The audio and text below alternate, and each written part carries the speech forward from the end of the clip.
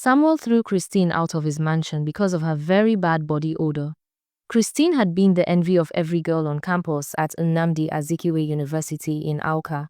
She was a final year student dating Samuel, a young man who seemed to have endless money. He owned several cars and a beautiful mansion in the heart of Awka where Christine lived with him after leaving her school hostel. They went on vacations to Dubai and South Africa. They wore designer clothes and threw parties that everyone talked about for weeks. Other girls whispered about how lucky Christine was, how she had won the lottery of life by finding such a rich boyfriend. Christine's friend Amanda had warned her once. She told Christine to ask questions about where all this sudden wealth came from, because Samuel had been a regular student just like them before he mysteriously became rich. Christine called Amanda jealous and stopped talking to her completely. Deep down, Christine knew the truth. She knew Samuel was a Yahoo boy who made his money through internet fraud, but she did not care. The lifestyle was too sweet to give up. When exam time came, Christine paid other students to write her exams while she relaxed at home. Life felt perfect until everything collapsed. Samuel got into serious debt. People he owed money came to the house threatening him. He had to sell his cars one by one. He sold 2 of his houses.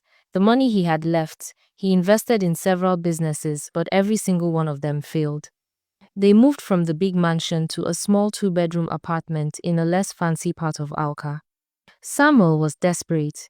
He went to see a native doctor in a village outside Awka. The native doctor told him he could restore his wealth, but he needed the personal belongings of a woman, specifically her underwear and other intimate items. Samuel came home and explained everything to Christine. Without hesitation, she agreed.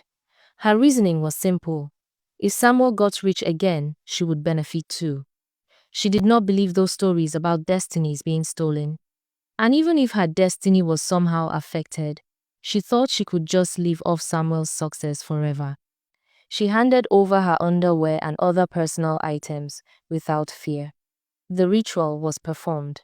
Within 3 weeks, Samuel started making money again. Big money. They moved back to a nice house. He bought a new car.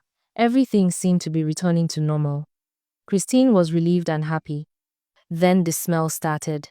Samuel complained that Christine had a terrible body odor. She was confused because she bathed twice daily and used expensive perfumes like she always had. She could not smell anything wrong with herself, but Samuel kept complaining. When she went to the market, people moved away from her.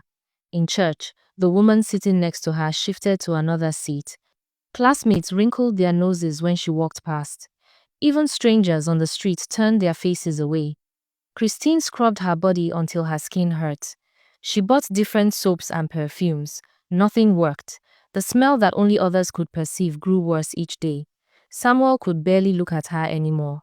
One evening, he packed her bags and told her to leave. She begged and cried, but he pushed her out of the house and locked the gate.